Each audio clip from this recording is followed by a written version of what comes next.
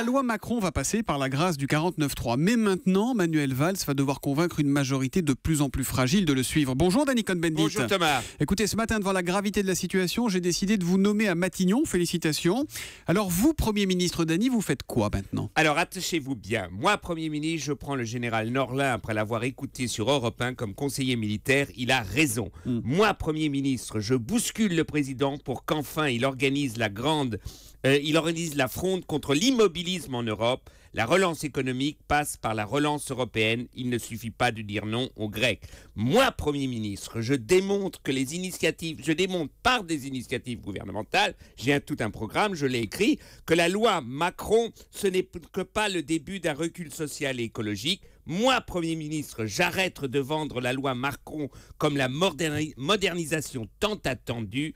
C'est une modernisation rikiki, une modernisation qui fait du surplace libéralo-socialiste. Moi, Premier ministre, je propose et introduis la proportionnelle aux législatives. Et enfin, moi, Premier ministre, je dénonce tous les hypocrites qui me disent qu'il ne fallait pas passer par le 49.3. Ils sont tous contents, à droite, à gauche, au centre, que j'ai pris l'initiative du 49.3. Vous, Premier ministre, vous dites qu'au fond, tout le monde est content de ce que vous avez fait, même ceux qui parlent fort et qui semblent très fâchés ce matin? Mais enfin, Thomas, moi, Premier ministre, j'ai proposé la loi Macron. La loi Macron ne passe pas. Je dois démissionner. Je démissionne. Le président dit « je n'ai plus de majorité ». Il dissout l'Assemblée. Franchement, est-ce que vous voyez Nicolas Sarkozy vouloir être le Premier ministre de François Hollande? Ça fait bien rire, non? Est-ce que vous croyez que les écolos, le Front de gauche, même les socialistes sont prêts à perdre au moins 50% si ce n'est plus de leur siège? Bien sûr que non. Donc ils ont les deux, ils ont le beurre et l'argent du beurre. On est contre la loi Macron, elle est méchante, elle est lénin, alors qu'on ne sait même pas que